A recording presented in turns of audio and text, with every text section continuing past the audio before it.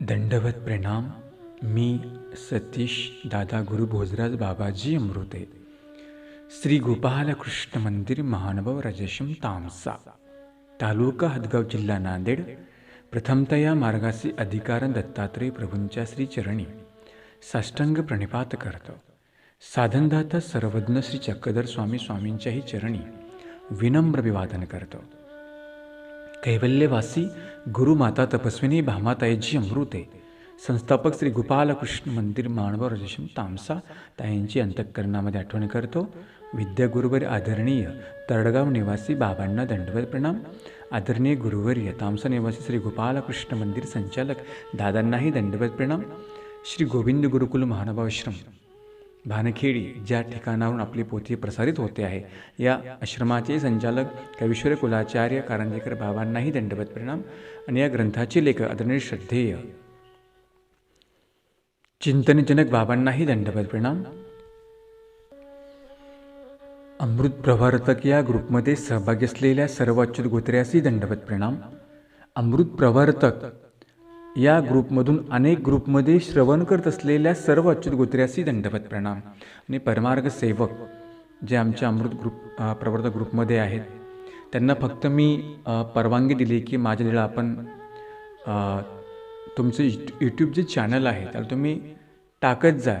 म्हणजे परमार्ग सेवक राम बाबाराव फासगे यांचा एक यूट्यूब चॅनल आहे, आणि त्या चॅनलला जेव्हा मी सांगेल तेव्हा ते लीळा त्या चॅनलवर देत असतात. अधिकृत दुसरी कुणालाही परवानगी नाही आहे, आणि म्हणून त्यांनी माझ्या परवानगीने ते लीळा तिथे पाठवत असतात, यूट्यूबला ते देत असतात. असे परमार्ग सेवक राम बाबाराव फासगे यांच्या यूट्यूबच्या माध्यमातून श्रवण करत असलेले सर्वच अच्युत गोत्रे यांना दंडवत प्रणाम.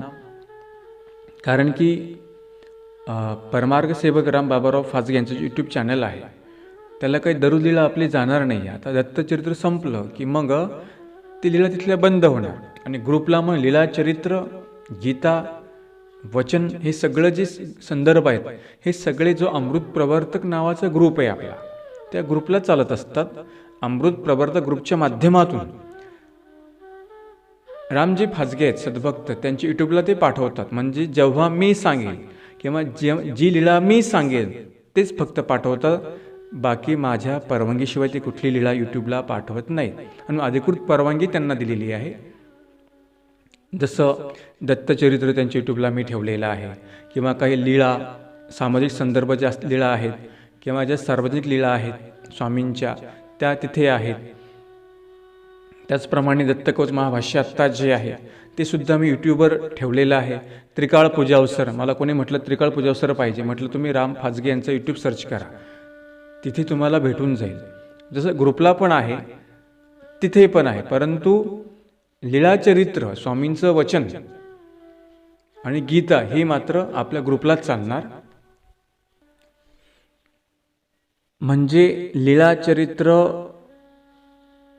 श्रीमद भगवत गीता, स्वामींचं वचन जे काही आहे ते सगळं अमृत प्रवर्तक ग्रुपलाच चालणार, तो वेगळा काही ग्रुप नाही आहे. आता हे दत्तकवच महाभाष्य संपलं की मग लीळाचरित्र, श्रीमद भगवत गीता, आणि मग काही शंका समाधान असेल ते आपल्या अमृत प्रवर्तक या ग्रुपला, समूहाला सुरुवात होणार आहे. तोपर्यंत आपण हे चरित्र श्रवण करायचं.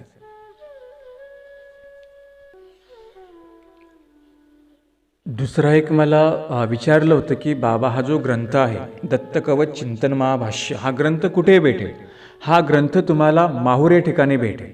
देवदेवेश्वरी संस्थान जे आहे खालचं आपलं महास्थान, तिथे असलेले आदरणीय श्रद्धेय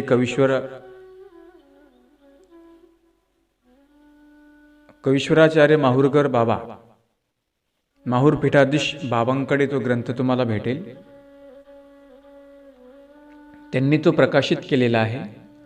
ज्यांना जो हा ग्रंथ पाहिजे असेल त्यांनी माहूरला गेल्यानंतर दत्तकवच महाभाष्य ग्रंथ तुम्हाला त्या ठिकाणी भेटेल. आता आपण पुढे आपलं चरित्र बघूया. दत्तकवच महाभाष्य.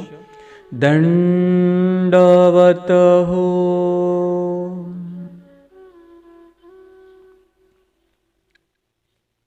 काल आपण बघितलं की दत्तात्रेय प्रभू हे व्यापक आहेत आणि ईश्वर अवतार हा कधीही विकरत नाही. जीव विकरतो, मग त्यांनी सहस्रार्जुनाचं प्रमाण दिलं. अनेक संदर्भ आपण काल बघितलेत की माणसानेही कसं त्याचे व्यापक विचार पाहिजे. जसं ईश्वर व्यापक आहे, परंतु मनुष्य व्यापक नाही आहे, फक्त विचारतो, सर्वांगीण करू शकतो. फक्त परमेश्वराने सगळ्यांना व्यापलेला आहे. परंतु हा जो मनुष्य आहे तो मात्र व्यापक विचार करू शकतो. आणि व्यापक विचारांचा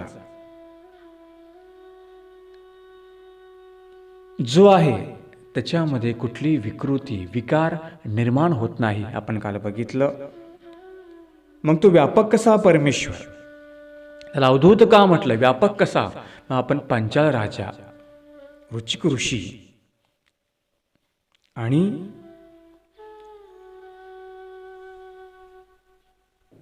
आणि कार्तवीर राजा आपण बघितला.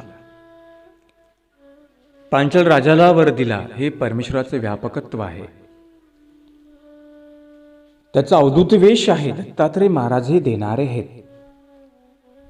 आत्ताही सुद्धा,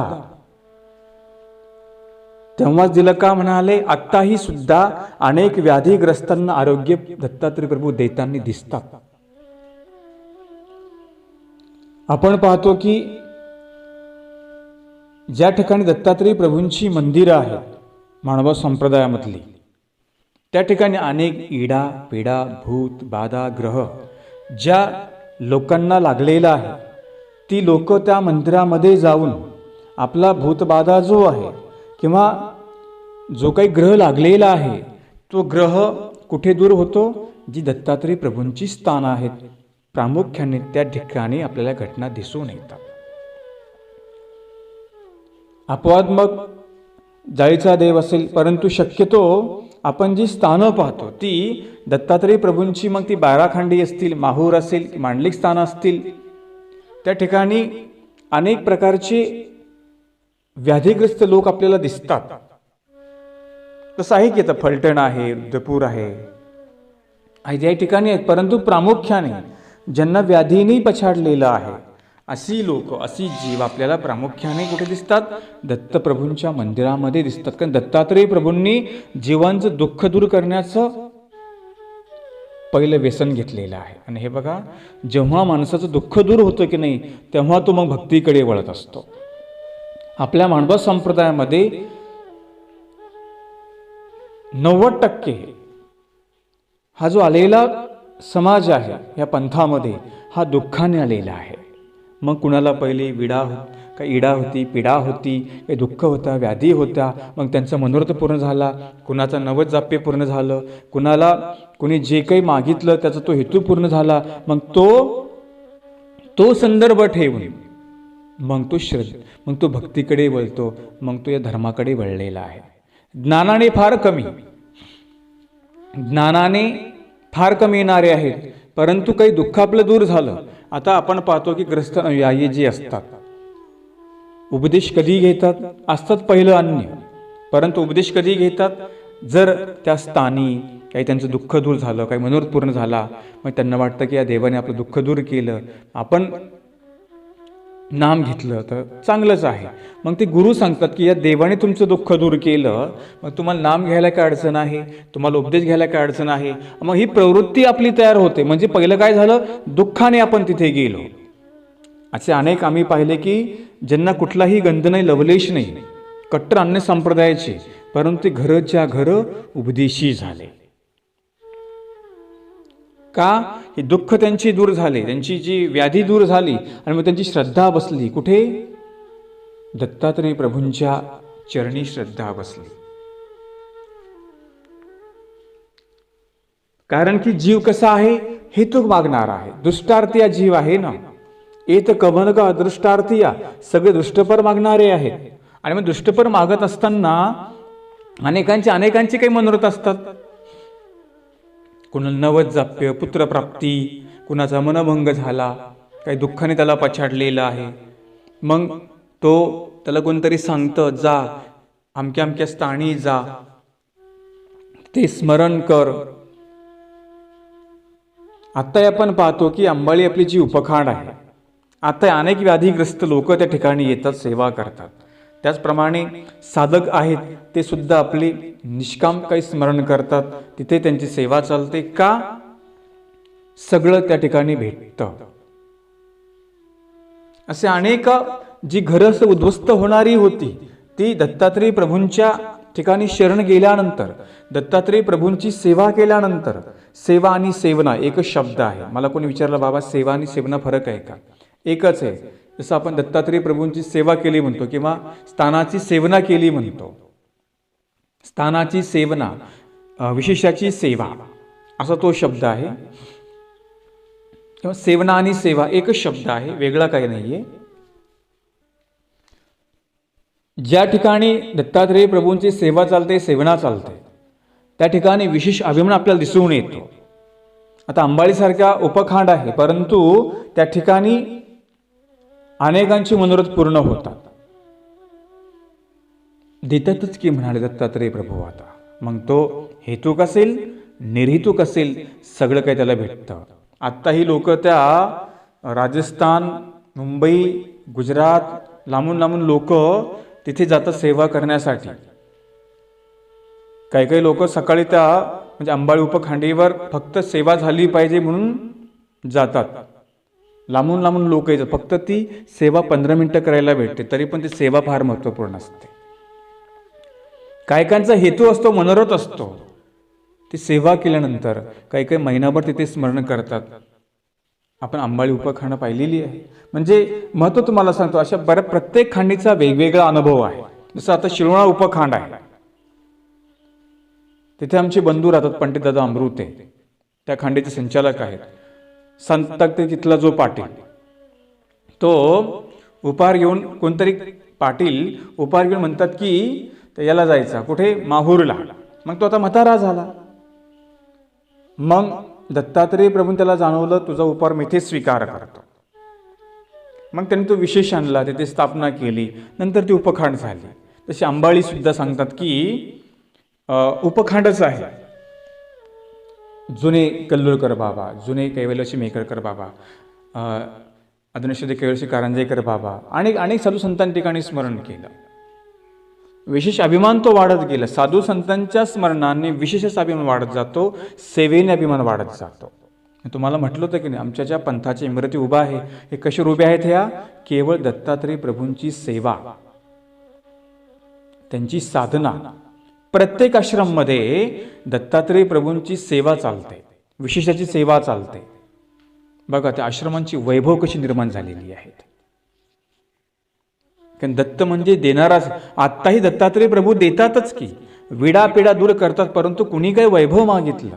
काही काही लोक सांगतात, बाबा आम्हाला दत्तात्रेय प्रभूंच्या कृपेने खूप भरभराटी झाली, काहीच नव्हतं बाबा, असं काय आम्ही परिवार बघितला. केवळ आणि केवळ दत्तात्रेय प्रभूंच्या सेवेने आम्हाला हे प्राप्त झालं. म्हणजे इतर अवतार सेवा केली की होतेच की, परंतु हा विशेष दत्तात्रेय प्रभूंचा चाललेला आहे. दुःखाने दत्तात्रेय प्रभूंनी काय केलं, दुःख दूर करायचं पहिलं. याला ज्ञान देत त्यांनी काम नाही केलं, दर्शन डायरेक्ट दिलं, दुःख दूर केलं. आता आपण आरलक राजा, दुःख दूर केलं, नंतर त्याला ज्ञान सांगितलं. यदुराजाला ज्ञान सांगितलं, या रुचिक ऋषीला काय पाहिजे ते दिलं, दुःख दूर केलं त्यांचं. दुःख दूर करून मग ते भक्तीला लागले. तसं या प्रपंचामध्येही पहिलं दुःख दूर करावे लागतात, नंतर तो भक्ती मार्गाकडे लागेल. आणि मग दुःख जर दूर व्हायचं असेल तर पहिली सेवा करावी लागेल, भक्ती करावी लागेल, स्मरण करावं लागेल. तुम्ही म्हणाल आता आम्ही मानव पंथामध्ये प्रवेश केला किंवा उपदेश घेतला लगेच दुःख दूर केलं पाहिजे, नाही, असं होणार नाही, वेळ लागेल त्याला. मला तर कोणी सांगितलं, म्हटलं बाबा तुम्ही तर तसं सांगितलं होतं, असं झालं नाही. म्हटलं इथं ते काय फास्ट फूड नाहीये, इथं हळूहळू सगळं चालतं. ही आयुर्वेदिक भक्ती आहे. लेट भेटेल पण थेट भेटणार, तुम्हालाही तेवढा संयम करावा लागेल. तुमची दुःख पहिली तुम्ही जोडलेली होती, ते आता सेवा केल्यानंतर दुःख हळूहळू दूर होतात ती. फक्त संयम ठेवायचा, स्थिरता ठेवायला सांगितली, उतावेळपणा नाही करायचा. सेवेने अनेकांना अशा प्रकारचा लाभ मिळालेला आहे. जसं आदरणीय आमचे महाराष्ट्रीयन जाधववाडीचे बाबा, सेवा त्यांची आत्ताही चालते. मामाजी वांभोरीचे, संस्थाचे बाबा असतील कैवल्यवासी किंवा आत्ताचे अनेक अधिकरण सेवा चालू असते. अनेक अधिकरण सेवा चालू असते. कुठे राहू सेवा चालू असते. ज्या शाखेमध्ये मी राहिलो, ब्रह्मविद्या पाठशाळा तरडगाव, सेवेवर उभी राहिलेली शाखा आहे ती. कैवल्यवासी माई होत्या, त्यांची अखंड सेवा चालायची ती. आम्ही बघायचो. आमचा जो आश्रम आहे श्री गोपालकृष्ण म्हणजे महानपूर आश्रम, आमच्या कैवल्यवासी गुरुमातापासून भामाताईची अमृत आहे, त्यांची सेवा चालायची. सेवा खंडली नाही त्यांची कधी. सेवेवर सगळं हे उभं राहिलेलं आहे. अनेक हे उदाहरण तुम्हाला मी सांगितले माझ्या पाण्यातले, परंतु आज असे अनेक संदर्भ आहेत तिथे आपण हे करू शकतो. आत्ता इथे सेवा चालू राहतात आणि सेवेच्या माध्यमातून आपलेही अडथळे, साधकाचे अडथळे, नामधारकाचे अडथळे दूर होत असतात. अनेकांचे मनोरथ ज्या ठिकाणी सेवा चालते त्या ठिकाणी त्या स्थानी त्या विशेषाला विडा समर्पण केल्यानंतर मनोरथ पूर्ण होत असतात. मग ती मांडलिक स्थान असतील किंवा चरणाकी स्थान दत्तात्रेय प्रभूंचे असतील, सेवेच्या माध्यमातून दत्तात्रेय प्रभू कुणाला काहीतरी देत असतात. ही त्यांची विशेषता सांगितलेली आहे.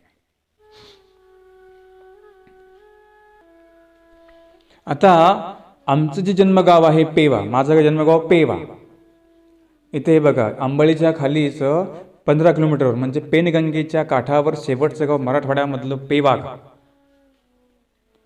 आम्ही जाधव आणि मग आमचे वडील कैवल्यवासी नागोराव जाधव म्हणजे नंतर दीक्षा घेतली नानोदादा अमृते, आणि आमचे गुरुवाऱ्यांचे वडील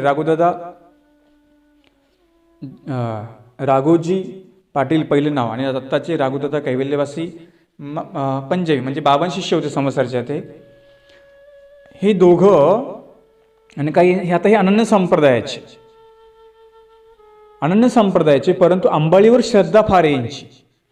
अन्य लोक खूप अंबाळीला आताही उपदेशी झाले, वाढले. पूर्वीपासून अन्य लोक खूप त्या अंबाळीला जायचे. आणि मग तिथे गेल्यानंतर कैवल्यवासी तपस्वी यमुनाबाईजी बिडकर दिल्लीच्या त्या अंबाळीला आल्या. आणि मग आल्या की त्यांचे कार्य होतं की निरूपण करायचं. हे दोघं चिकित्सक आमचे वडील आणि ते म्हणजे नागोराव पाटील आणि राघोजी पाटील दोघं चिकित्सक माणसं.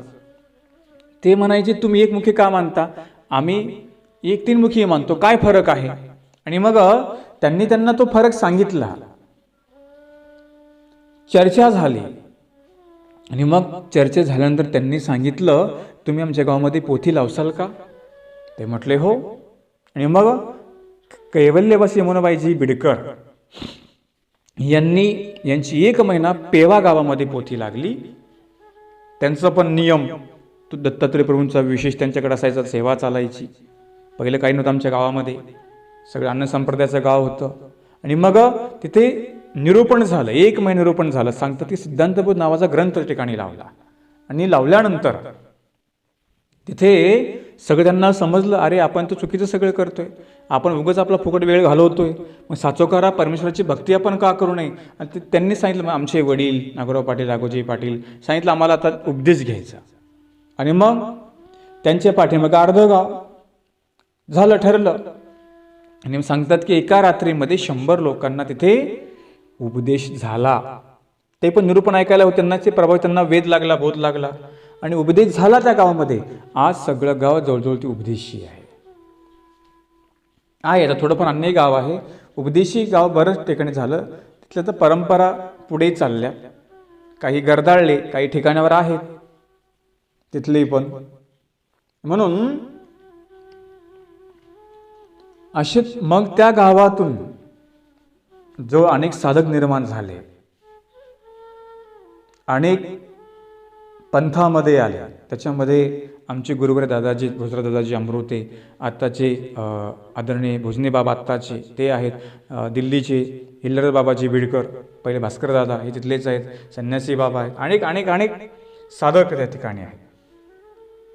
सांगतात की जवळजवळ 100-150 साधू बालभिक्षुक त्या गावातले बाहेर आहेत.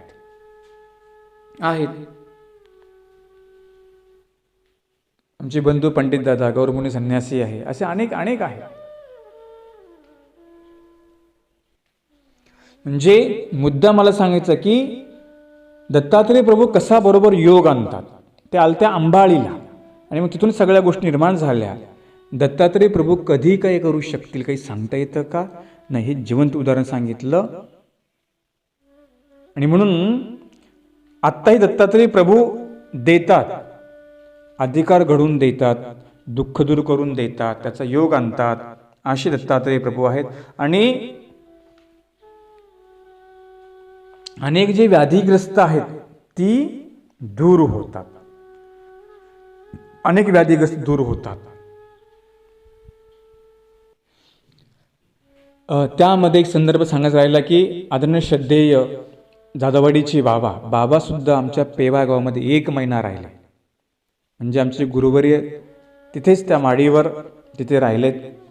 आणि मग त्यांची निरूपणामधून आणखीन ते प्रभावित झाले. आमचे पिताश्री, आमच्या गुरुवर्यांचे पिताश्री, बराच परिवार बाबांच्या निरूपणाला त्या ठिकाणी जायचा. जाधववाडीचे बाबा, त्यांचा आणि या पेवा गावाचा फार मोठा संबंध आहे, ऋणानुबंध संबंध फार मोठा आहे. आणि म्हणून त्यांचे निरूपणामधून, त्यांच्या आचरणामधून, त्यांच्या कृतीमधून सुद्धा गावाला एक प्रकारचं उत्तम प्रकारचे अनेक अनुयायी तयार झाले. म्हणजे बाबा 12 वर्ष एकटे फिरले, 12 वर्ष परिसरामध्ये. 12 खंडी बाबांनी पहिल्या पायी केल्या. आणि मग अनेक गावांना भेटी, त्यांचं ते आचरण, त्यांचं ती साधना, आणि लोक त्यांना आकर्षित व्हायचे. अनुयायी आणि जुने अनुयायी जे आहेत ते बाबांचे तिकडे आत्ताही दिसतात. आणि म्हणून असं दत्तात्रेय प्रभू कधी कुणाकडून काही सेवा करून घेतील काही सांगता येत नाही. हे तुम्हाला मी काही आज फक्त अनुभव सांगितले. अनुभव फार महत्त्वाचे असतात. आणि म्हणून जर प्रत्येकाने सेवा केली, असं क्रियाविधी केला तर त्याचा तो अनुभव प्रत्येकाला येईलच. असं आजही ते काही ना काही देताना दिसतात. हे काही तुम्हाला मी जिवंत प्रमाण या ठिकाणी दिलेत. आणि अनेकांना दत्तात्रेय प्रभूंच्या सेवेचा, स्मरणाचा अनुभव येतोय. आजही अनेकांची दुःख, व्याधी, जी काही पीडा आहेत, जे काही मनोरथ आहेत, तेही आजही पूर्ण होतात. फक्त जीवाने, ते निष्ठेने आणि ते स्थिर होऊन करावं लागतं. तुम्हाला वेळ लागेल भेटण्यासाठी, लगेच भेटणार पण नाही, वेळ लागेल, परंतु तुमच्या फायद्याचं ते आहे. जसं एखादी बिमारी असते, बरी होण्यासाठी खूप त्याला वेळ लागतो, पुन्हा होते का ती? नाही होत. तसंही परमेश्वराची भक्ती आहे, वेळ लागेल, लगेच होणार नाही. तुम्ही म्हणसाल मग परमेश्वर सर्वज्ञ आहे, लगेच आम्हाला काबर देत नाही. मला कोणी प्रश्न केला तर लगेच देणार नाही तुम्हाला. आता तुमची दुःख पहिले दूर करेल. म्हणतात ना, लगेच दिले की किंमत राहत नसते, थोडं वाट पाहावी लागते. म्हणून तुमची दुःख देव दूर करतो, नंतर तुम्हाला देतो. तुम्हाला योग्य करतो, नंतर तुम्हाला देतो. म्हणून घाई करायची नाही, करत राहायचं, करत राहायचं, करत राहायचं, होत राहील. ठीक आहे. आता आपण पुढे बघूया. तर म्हणाले, सर्वच जण बालपण हरवल्याची खंती करतात. दत्तात्रेय प्रभूंना बालपण असेल म्हणाले. आता आपण नाही का, बालपण, तारुण्य, नंतर येतं म्हातारपण. आपलं काही टिकतं का? या अवस्थेमधून या मनुष्याला जावं लागतं. तसं म्हणाले दत्तात्रेय प्रभूंना म्हातारपण असेल ना. म्हणाले, बालपण हरवले नाही ते चिरायू. दत्तात्रेय प्रभू आहेत म्हणाले, ते 4 युगामध्ये त्यांना म्हातारपणाचा स्पर्शच नाही. ते चिरायू आहेत. चिरायू 4 युगामध्ये विद्यमान, जशाला तसेच आहेत, त्यांना काही म्हातारपण नाही म्हणाले. तसंच ते सुंदर आहेत, चिरतरुण आहेत, त्यांचं वय, तारुण्य, सगळं वर्तन, सगळं कसं चिरायू आहे. परमेश्वराला कधीही म्हातारपण नसतं. दत्तात्रेय प्रभूत आहेत म्हटले, ते वेगळा आगळा वेगळा अवतार, ते चिरायू सांगितले. 4 युगामध्ये त्यांचं चिरतारुण्य आहे, सुंदर आहे आणि दिसायला पण सुंदर आहे. म्हातारपणाचा स्पर्श त्यांना नाहीये. आमच्या स्वामींनी नाही का काटोल या ठिकाणी जे उधळीनाथ होते, विद्यावंत शिल्पविद्यावंत होते उधळीनाथ, त्यांना चक्रपाणी महाराजापासून विद्या संक्रमण झाली होती. चक्रपाणी महाराजांचे 52 स्तुळा आणि 84 शिल्पविद्यावंत होते. विद्यावंत म्हणजे देवतेच्या विद्या त्यांना परमेश्वरापासून झाल्या होत्या.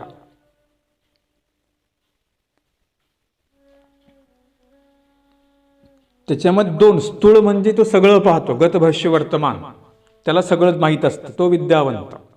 आणि शिल्प म्हणजे अल्प विद्या झालेली, तो अल्प त्याच्याकडे सिद्धी काही सामग्री असते, तो शिल्प विद्यावंत. उधळीनाथ जे होते यांच्याकडे वळीतपळीत नावाची एक विद्या होती. आणि मग आमचे स्वामी काटोल या ठिकाणी गेले भिक्षा मागत मागत. आणि मग हे उधळीनाथ डोल्याऱ्यावर बसले, म्हणजे बंगईवर बसले होते. स्वामींचं एकांक होता. स्वामींची श्रीबुगडी मूर्ती, एक सुडा कटी प्रदेशी, एक सुडा श्री मुगुटी होता. स्वामींचा कसा होता, यतिवेश स्वामींनी धारण केला होता ना. यतिवेश म्हणजे संन्यासी वेश, निस्पृह, काहीच नव्हतं जवळ, आणि स्वामी हातामध्ये भिक्षा मागायचे. आणि मग उधळीनाथ जेव्हा स्वामींना पाहतात, मनामध्ये ऐसा पिंडू का उपेकला बापे या, अरे बापरे, यांनी अशी दशा का करून घेतली यांच्या शरीराची. आणि मग त्यांनी सांगितलं, शिष्याला सांगितलं की जा, ते गेलेत ना, त्यांना इकडे आपल्याकडे बोलून घेऊन ये. शिष्या सांगितलं की आमच्या गुरुंनी तुम्हाला बोलवलं. आणि मग स्वामी गेले. स्वामी खाली बसले, तो डोलाऱ्यावर बसला. नंतर मग त्याला वाटलं आपण जे देतो ते काही प्रभावित होत नाही, कारण की ज्ञान देत असताना गुरुसमोर शिष्य पाहिजे, तर काय होतं, ज्ञान प्रभावतं. आता ऑनलाईनच्या माध्यमातून आपण अनेक श्रवण करतो, कोणी गुगल टीच मीट, गुगल मीटच्या माध्यमातून. पण मी कसं करतो, तुम्हाला सगळं आदर्श रूपामध्ये करतो की नाही. बऱ्याच लोकांना माहीत नाही कोण सतीश दादा अमृते आहेत ते, कारण की ऑडिओ तुमची माझ्याकडे येतात. आणि मग जेव्हा मी तुमची हितगुज करतो, जेव्हा जणू का तुम्ही माझ्या समोर आहात असं मी तुम्हाला बोलतो, म्हणून वातावरण ते मी तयार करतो. म्हणजे जसं काही तुम्ही माझ्या समोर आहात असं मी भासवतो की नाही, तुम्हाला भासवतो. तुम्हाला वाटतं की बाबांच्या समोर कोणतरी आहे, बरोबर आहे. आता हे कोविडमुळे कोणा संपर्क नाही, सगळं गुप्त सगळं चालू आहे ना, ऑनलाईन. आणि म्हणून मी तुम्हाला सांगितलं, माझ्यासोबत फक्त देव असतो, मी असतो आणि मोबाईल असतो, बाकी काही नसतं. आणि मग मी तुमची संवाद करत असतो, पण कसा करतो, जणू काही तुम्ही माझ्या समोर आहात असा मी संवाद करतो. म्हणून तुम्हाला ते वाटतं की आपल्या समोर निरूपण चालू आहे, असं वाटतं की तुम्हाला. ती एक साधनाच आहे. आणि मग हे वर बसले, स्वामी खाली बसले होते, आणि मग त्याला प्रभावत नव्हतं. जेव्हा ते स्वामींच्या समान बसले तेव्हा स्वामींनी त्यांच्या विद्येचा स्वीकार केला. स्वीकार केला म्हणजे परमेश्वराला जीवाकडून विद्या स्वीकार करण्याची गरज काही नाही आहे. त्याच्याकडे सगळ्या विद्या आहेत ना, सकळ विद्येचा दाता तो आहे. म्हणजे कधी कधी परिवार असतो, कधी कधी नसतो, कधी मी एकटाही असतो, कधी कोणी असतं, नाही तर मग कोणीतरी कोण नसलं, देव आणि मी तर असतोच. हे संभाषण माझं चालू राहतं, देवाशी बोलता आलं पाहिजे. म्हणून हे एक साधनाच आहे. मग त्या समोरासमोर पाहिजे मुद्दा चालला होता. मग ते समोरासमोर बसले, स्वामी त्यांच्या विद्येकडून त्यांचा स्वीकार केला. आणि मग स्वामी सांगतात की बाई, तयाची विद्या अपूर्ण होती, आम्ही ती परिपूर्ण केली. म्हणजे उधळीनाथ जे होते त्याची विद्या अपूर्ण होती, आम्ही स्वीकार करून ती परिपूर्ण केली. तेव्हापासून स्वामी आत्ताही काय सांगितलं, 1000 वर्षाचं आयुष्य, 1000 वळीत पळीत त्या विद्येचं आयुष्य स्वामींनी स्वीकार केला. तर कलियुगाचं आयुष्य किती आहे, 100 वर्ष. परंतु स्वामींनी काय केलं, त्या वळीत पळीत विद्येचा स्वीकार केला कारणाने आत्ताही आमचे स्वामी म्हणून विश्वामध्ये आहेत, उत्तरापंथी गेलेले आहे. वळीत पळीत म्हणजे सुरकुत्या न पडणे, तेज राहणे. कधी बघा तो मनुष्य, त्याच्या चेहऱ्यावर तेजच दिसणार. का, ती विद्याच आहे, सुरकुत्या पडत नाही, वळीत पळीत होत नाहीत. जसं आपण विशिष्ट वयानंतर आपल्या सुरकुत्या पडतात, आपलं तेज कमी होतं, किती सुंदर राहू द्या, किती सुंदरता राहू द्या, ते कमी होऊन जातं. आपल्याकडे आहे का ते? नाही. तसं स्वामींकडे जे आहे आत्ताही तेज आहे, आत्ताही ते तेवढं तेजोमय दिसतात. तर दत्तात्रेय प्रभू सांगतात की परमेश्वराला तो चिरायू आहे, त्याला कधी म्हातारपण नाही. हा संदर्भ त्यांनी सांगितला.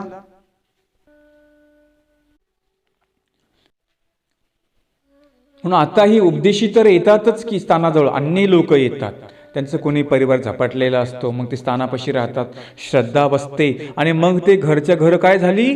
उपदेशी झाली. हे उदाहरण आम्ही डोळ्यांनी पाहिले. आत्ताही देतातच की म्हणाले. तेव्हा ते त्यांनी संदर्भ सांगितले. आत्ता नाही का? आत्ताही दत्तात्रेय प्रभूंचं देणं चालू आहेच.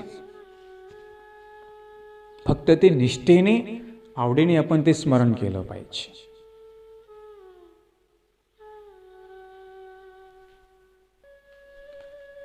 म्हणजे आपल्या काही अडचणी असतील, काही अडथळे असतील, लय आपण कुठे धाव घेतो? दत्तात्रेय प्रभूंच्या मंदिराकडे आपण धाव घेत असतो. असे बरेच भक्त दिसतात, लगेच तिकडे ती धाव घेतात. का? त्यांना माहिती ते सगळं भेटून जातं. आमचे स्वामी काय करतात? स्वामी आमचे ज्ञान देतात, त्याला योग्य करतात, दुःखही दूर करतात. पण दत्तात्रेय प्रभू दुःख दूर करून मग त्याला इकडे पाठवतात, ह्या शाळेमध्ये.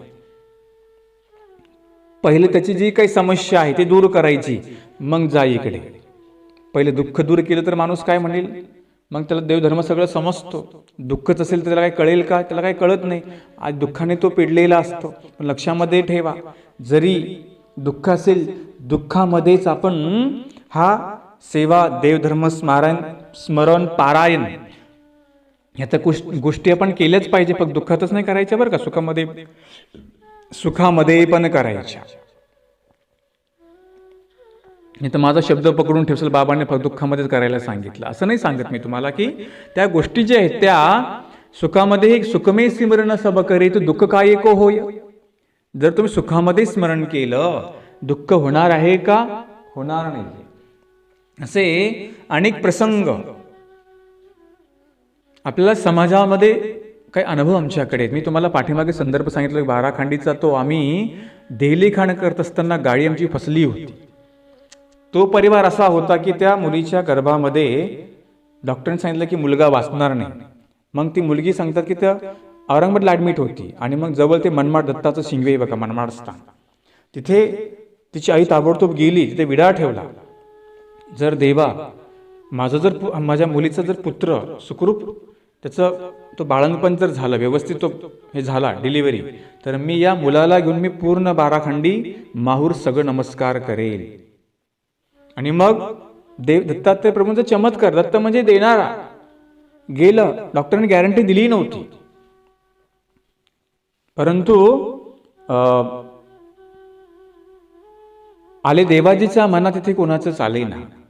दत्तात्रेय प्रभूंचा तो विडास त्यांनी समर्पण केला. त्यांनी घटना मला नंतर सांगितली. अनुभव तुम्हाला मी सांगतो. कधी कधी जिवंत अनुभव सांगावे लागतात. हे शास्त्रातले अनुभव तुम्हाला मी सांगितले, रिअल काही अनुभव सांगावे लागतात. डोळ्यासमोरचा अनुभव आहे माझ्या. आणि मग झालं ते, जेव्हा ते बाराखंडी करण्यासाठी आले, तो परिवार नंदुरबारचा परिवार होता. मग त्यांनी मला सगळी घटना सांगितली. सोबत ते बाळ जे होतं, मला वाटतं ते काही फक्त 6 महिन्याचं होतं. ते 6 महिन्याच्या बाळकाला घेऊन त्यांनी पूर्ण बाराखंडी माहूर वंदन नमस्कार केलं. बघा, देवाने दिलं आणि त्यांनी बी बरोबर आपलं कर्तव्य केलं, करावं लागतं.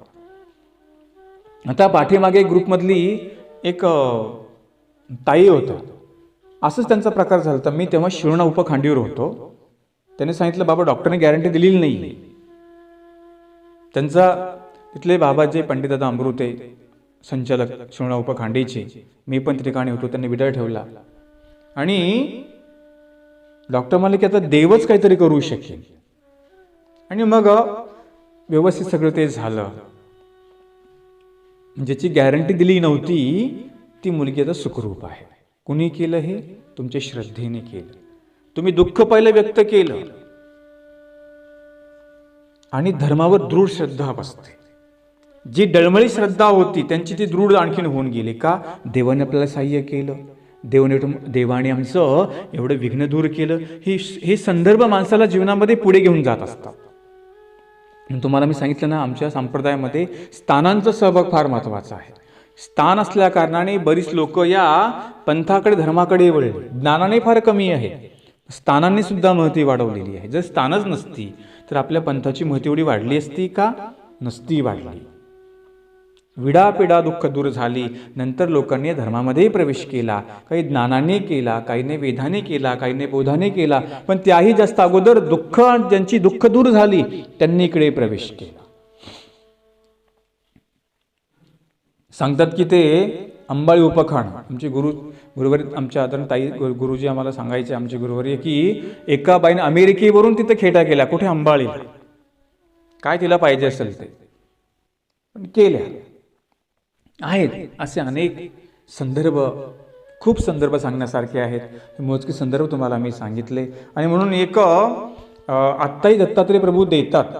त्या दिवशी मी आदरणीय श्रद्धेय कौशिकुलाचार्य कारंजेकर बाबाजी आणि मी नागपूरला कळमेश्वरला कार्यक्रम होता, त्या ठिकाणी चाललो होतो.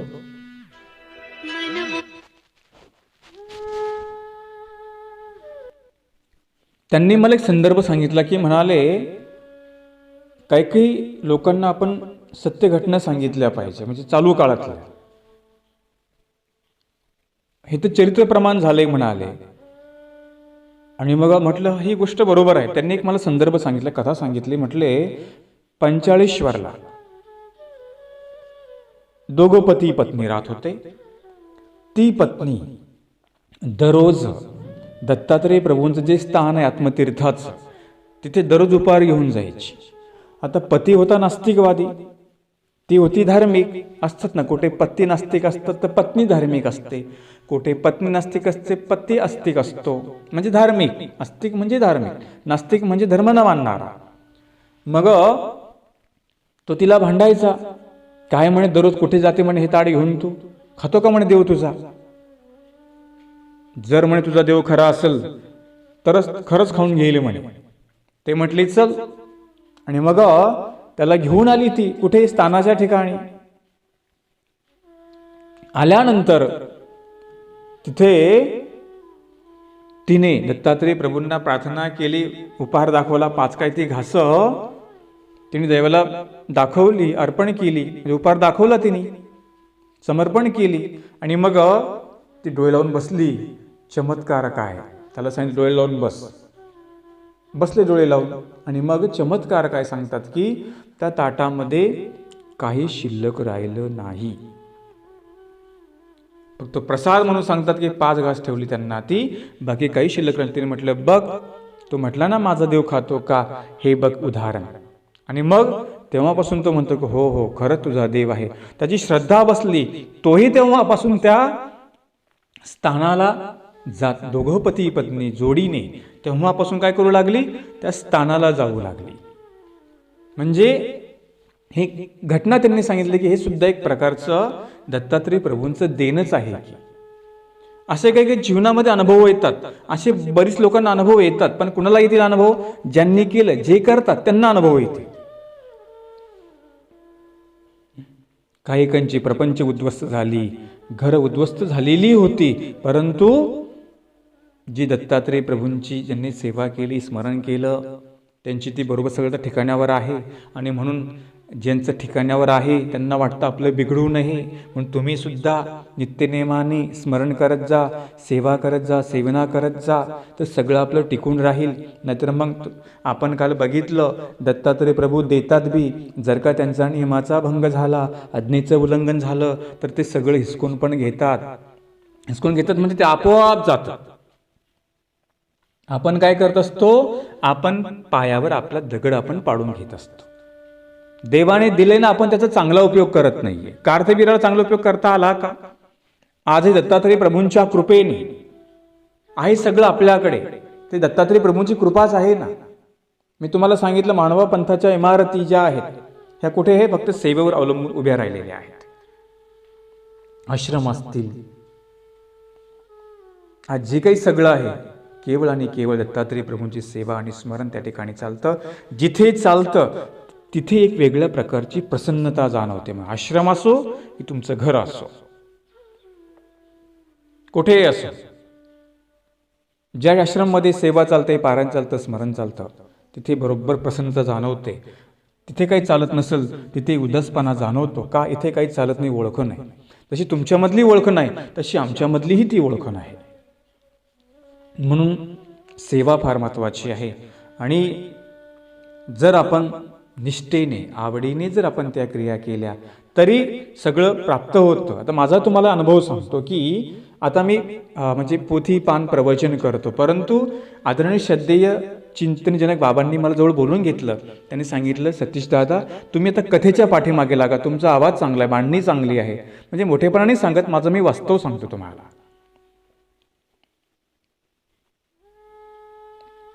त्यांनी सांगितलं तुम्ही कथा करा. आणि मग त्यावेळेस आदरणीय गोविंद बाबा दुतोंडे यांचा रोठ म्हणजे दत्तात्रय प्रभूंचा रोठ अंबाळीला संपन्न होतो, आपल्या सगळ्यांना माहिती आहे. आता होईल तो जानेवारी महिन्यामध्ये. आता काय सांगतात नाही कोविड होणार की नाही तो, पण त्या रोठामध्ये बाबांनी म्हणजे तिथे माझं मी 5 दिवस प्रवचन केलं. आणि समारोपाला म्हटलं दत्तकथा, आता आपण दत्तकथा संगीत प्रवचन करायचं. पहिलीच वेळ काही संदर्भ बघून ठेवले. आणि मग देवावर मी विडा म्हणजे स्थानावर मी विडा ठेवला कुठे? अंबाळीच्या. नंतर दत्तात्रय महाराजा आता माझी पहिली वेळ आहे, आपण मला स्फुरू द्या आणि सेवा माझ्याकडून करून घ्या. आणि मग मी विडा ठेवला, 5 दिवस चिंतन केलं, काय मुद्दे मांडायचे, कसं बोलायचं, कोणतं गीत कुठे वापरायचं, हे मुद्दे केले. ते भजनी मंडळ पण नवीन होतं, कसे ॲडजस्ट करतील. कथा म्हटलं की बरोबर संदर्भ मांडावी लागतात. आणि मग हजारो पब्लिक त्या ठिकाणी. तुम्हाला माहिती आहे अंबाळीच्या रोटाच्या ठिकाणी इतकी पब्लिक असते, तिथे भजनं चालतात, कीर्तनं चालतात. आणि मग तिथे माझं दत्तकथा संगीत प्रवचन मी पहिला प्रयोग केला. करत असताना देवाला दत्तात्रय प्रभूंना स्मरून मी तो प्रयोग केला. तिथे मी कथा केली, 3 तास कथा केली. कशी केली मलाही समजणं, एवढे सुंदर संदर्भ मांडल्या गेले. नंतर मला सांगितलं की खालच्यांनी की बाबा अप्रतिम तुम्ही संदर्भ त्या ठिकाणी सांगितले, रेकॉर्ड मी बाबांना काही पाठवली. बाबांनी माझ्या पाठीवर शाबासकीचा हात दिला. सांगितलं तुम्ही आता मागे येणार नाही, दत्तात्रय प्रभूंची कृपा तुमच्यावर झाली, तुम्ही आता पुढे चालत राहा. तेव्हापासून मी कृष्णकथा दत्तकथा मी सुरुवात केली. पहिलं मी प्रवचन करायचो, पोथीपान करतो, पण ह्याच्या कथेचं जे अंग आहे म्हणजे तिथला जो गुण मला त्या स्थानापासून म्हणजे दत्तात्रय प्रभूंच्या कृपादृष्टी झाली आणि मला तो गुण लाभला. आजही जे काही सेवा करतो मी आहे ही दत्तात्रय प्रभूंची कृपा आहे. जे काही बोलतो, जे काही आपल्याची हितगुज करतो, जो काही संवाद करतो, जे काही आपल्यामध्ये निरोपण जे काही दिलं म्हणजे शिकलं, मी तव भारव आहे. लोक मला म्हणतात की बाबा तुमचा आवाज किती चांगला आहे. लोक माझं गुणगान करतात, भक्त परिवार माझं गुणगान करतो. मी सांगतो हो ही देवाची कृपा आहे. मी तव भारव आहे, फक्त मी वाहणार आहे भार, सगळी करणी त्याची आहे. जर देवाने मला आवाज दिला नसता, नसती दिली बुद्धी, नसती दिलं गुरुनी ज्ञान, तर मी काही करू शकलो असतो का? नाही. पण त्याच्यामध्ये माझाही प्रयत्न आहे. दिलं की पण प्रयत्न आपण करावा लागतो. म्हणून जास्त मला म्हणतात की बाबा तुम्ही बाराखंडीकडे जास्त दिसता आम्हाला. आहे मला दत्तात्रय प्रभूविषयी एक विशेष आकर्षण आहे, त्याची कृपा आहे. कारण की मी त्या परिसरामध्ये राहतो ना, तामसा माझा गाव, परिसरामध्ये बाराखंडी, नांदेड, माहूर सगळं जवळ आहे. आणि मग जे काही भक्त परिवार येतात की बाबा आता आम्हाला बाराखंडी करवा, ज्यांची तळमळ असते त्यांच्या सोबत मी जातो, त्यांना बाराखंडी करवतो.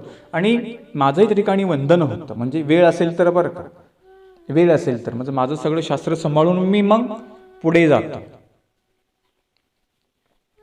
आणि हे एक अनुभव तुम्हाला सांगितला की अशा ज्यांना ह्या पंथामध्ये ज्यांना काही गुण नव्हते, ज्यांच्या काही कला नव्हती, त्यांना दत्तात्रय प्रभूंची कृपा झाली. काही बोलायला लागले, काही कीर्तन करायला लागले, काही कथा करायला लागले. ही कोणाची कृपा आहे? सगळी दत्तात्रय प्रभूंची कृपा. आताही आमचे जे अधिकरण लोक असतात, अधिकरण संत महात्मे असतात, तेही कुठेतरी स्थानापाशी जाऊन स्मरण करतात. जसे आमचे कविश्वर कुलाचार्य कैवल्यवासी कारंजेकर बाबांनी सुद्धा चुरमुरा ठिकाणी स्मरण केलं, अंबाळी ठिकाणी स्मरण केलं. म्हणजे बाबा महावाक्याच्या अगोदर पहिले ठिकाणी स्मरण पहिले करायचे, तिकडून अनुसंधान पाहिजे. काही विघ्न येऊ नये कार्यामध्ये, काही अडथळे येऊ नये कार्यामध्ये. त्यांची अखंड चालणारी सेवा, हे संदर्भ फार महत्त्वपूर्ण असतात. अनेक अधिकरण आचार्य सेवा करतात, दत्तात्रेय प्रभूंच्या विशेष सेवा करतात, चालू असते. सगळी जी भिस्त सगळी आहे ही सगळी दत्तात्रेय प्रभूंची कृपा आहे. म्हणजे त्यांनी दिलं, जसं इडापिडा दूर होते तसं ज्यांचा जो काही मनोरथ आहे, मग तो साधूचा असेल, साधू थोडीच काही हेतूक मागणार आहे म्हणा. हे शास्त्र मोठं व्हावा, विधीमध्ये सजगता राहावी, विधी घडत राहावा, साह्य करावं, हे साधकाचं मार्ग. तर म्हणाले, लीळा कशाला म्हणतात? म्हणजे परमेश्वर चारयुगामध्ये त्यांची लीळा चालते, ती चिरायू आहेत. तर लीळा कशाला म्हणतात? लीळा म्हणजे स्वेच्छा प्रवृत्ती. लीळा म्हणजे प्रवृत्ती अधीन, तर चरित्र कर्माधीन असतं. लीळेमध्ये स्वातंत्र्य आहे, चरित्रामध्ये पारतंत्र्य असतं. लीळेमध्ये स्वयंनिर्णय असतो, तर चरित्रामध्ये पराधीनता असते. पराधीन आहे पुत्र जगती मानवाचा. हा जो जीव आहे हा पराधीन आहे, म्हणजे कुणाच्या ना कुणा अधीन आहे. लीळा जी असते स्वयं असते, त्याला कुणाचं अधीनत्व नसतं. म्हणून आपण लीळा चरित्र, लीळा म्हणजे ज्या परमेश्वर लीळा केल्या, चरित्र म्हणजे त्यांचं जीवन कशा प्रकारचं होतं हे चरित्रामध्ये सांगितलं जातं. त्यांनी लीळा करताना काय चरित्रे केली? रमणीय पवित्रे देवाची चरित्रे. म्हटले देवाचं चरित्र हे रमणीय आहे आणि माणसाला पवित्र करणार आहे, कुठल्या जीवाचं चरित्र नाही आहे. जसं शिवरांच्या कथा आम्हाला आमच्यामध्ये वीररस निर्माण करतात, परंतु परमेश्वराचे चरित्र आमच्यामध्ये भक्तिरस निर्माण करत असतं. जर शिवाजी चरित्र हे काय करतं? आमच्यामध्ये एक वीरता निर्माण करतं, कसे ते लढले. अनेक राजांचे चरित्र आपण पाहतो, हे की नाही? शिवचरित्र, अशी भरपूर चरित्र आहे. जसं आपण आता पाहतो कृष्ण चरित्र, दत्त चरित्र, गोविंद प्रभू चरित्र, हे आहेत परमेश्वराने केलेल्या लीळा. चरित्र म्हणजे त्यांचं जीवन, काय कुणाला दिलं, कशा प्रकारे दिलं, हे वास्तव कुठं आहे? चरित्रामध्ये आहे. म्हणून ते चरित्र जे आहेत, परमेश्वर स्वेच्छेने लीळा करतात, त्यांना कुणाचं बंधन नाही आहे.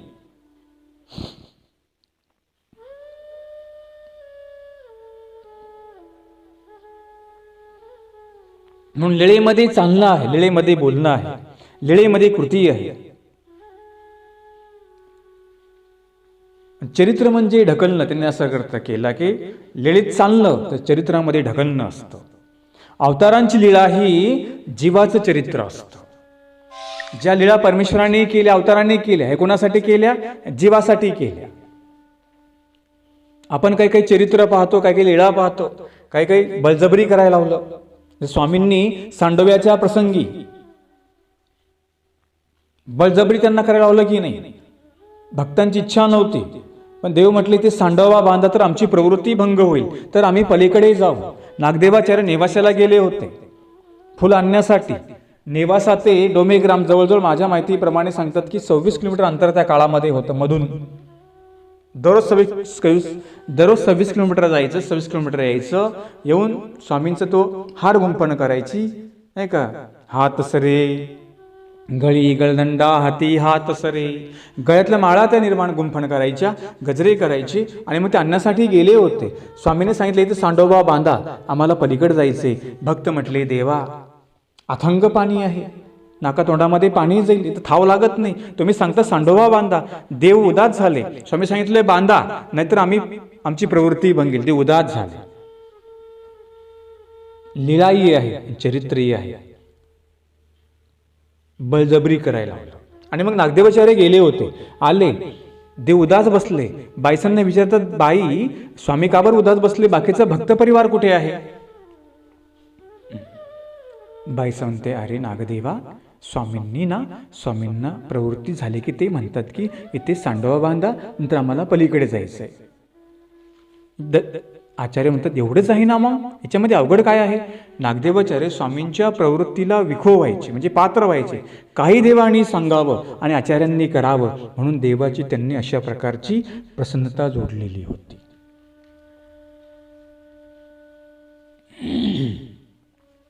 आणि मग ते भक्तांकडे गेले. ते म्हटले काय झालं? ते म्हटले नागदेव हो, देव असं सांगतायत, शक्य का म्हटले ते? एवढं मोठं पाणी, नाका तोंडामध्ये पाणी जाईल, शक्य का म्हणाले ते? ते म्हटले तुम्ही माझ्या पाठीमागे या, तुम्ही दगडधोंडे आणून द्या, मी ते म्हणजे तिथे लावतो, मी आणतो, तुम्ही थांबा. ते म्हटले नको नको, आम्ही आणून देतो, तुम्हीच तो सांडवा म्हणजे बंधारा, छोटा पूल तुम्हीच तयार करा. आणि मग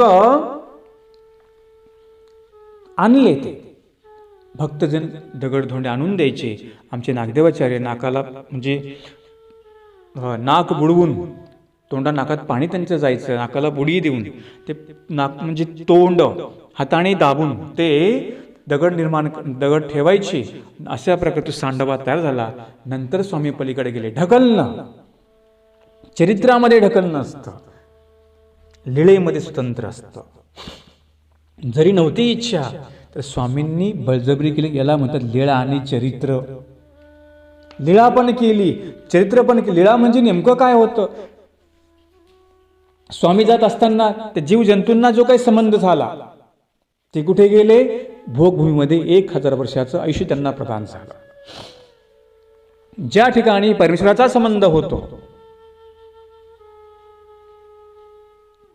तो काय होत असतो? स्वामी एखाद्या ओट्यावर बसले, तिथे शक्ती निक्षेपली, ती जागा वंदनीय झाली. परंतु चेतन वस्तूला जे काय ते जंतू वगैरे होते, जलचरे असतील किंवा त्या दगडामधले जे काही जीव असतील, त्यांना जो काही संबंध झाला तो काय झाला?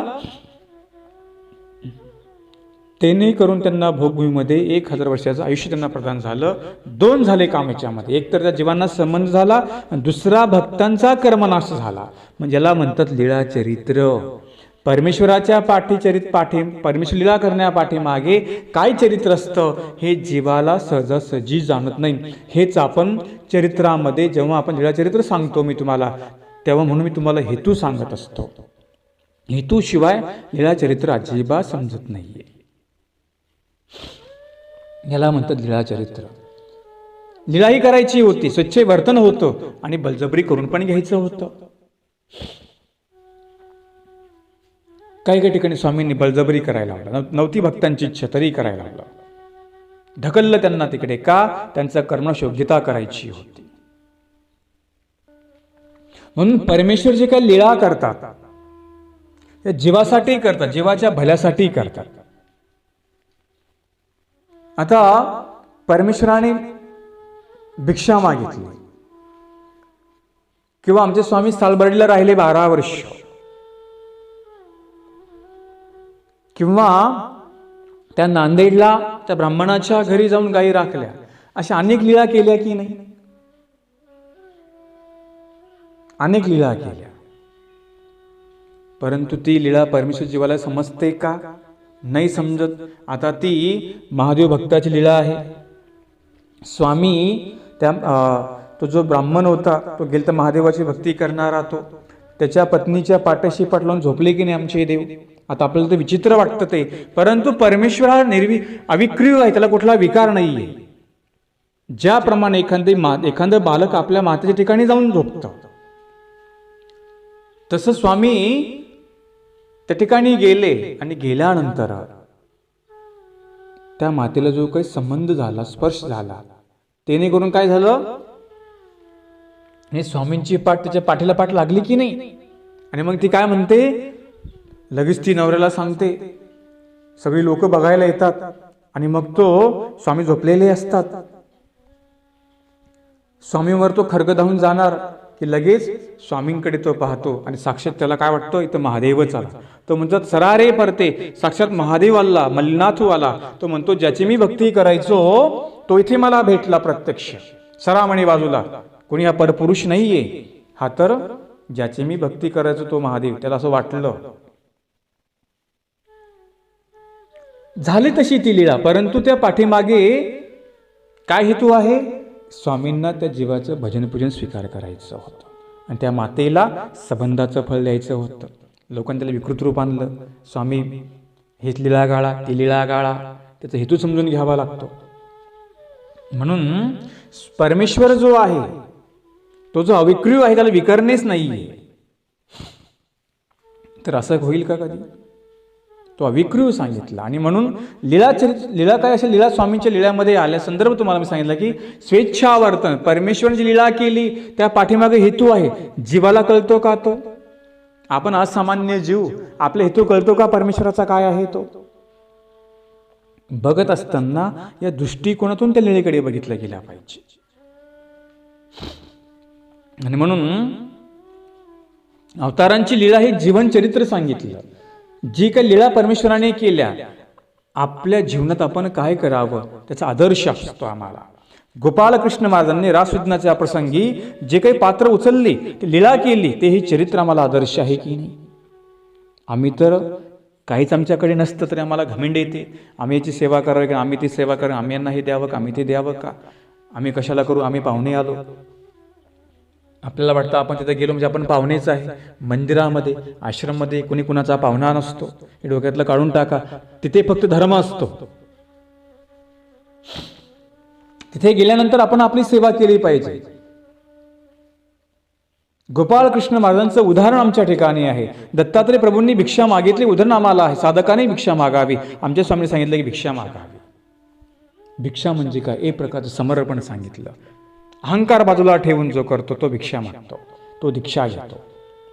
दीक्षा घेतल्यानंतर अहंकार सोडायला सांगितला. सोडायला सांगितलं, ते मात्रा द्यायला सांगितली. दीक्षा घेतली की तुमचा अहंकार जाणार का निघून? नाही, तिथे मात्रा द्यायला सांगितली, प्रतिबंध करायला सांगितला. गोपालकृष्णाने जे लीळा रासविज्ञानामध्ये केली तो आम्हाला आदर्श आहे.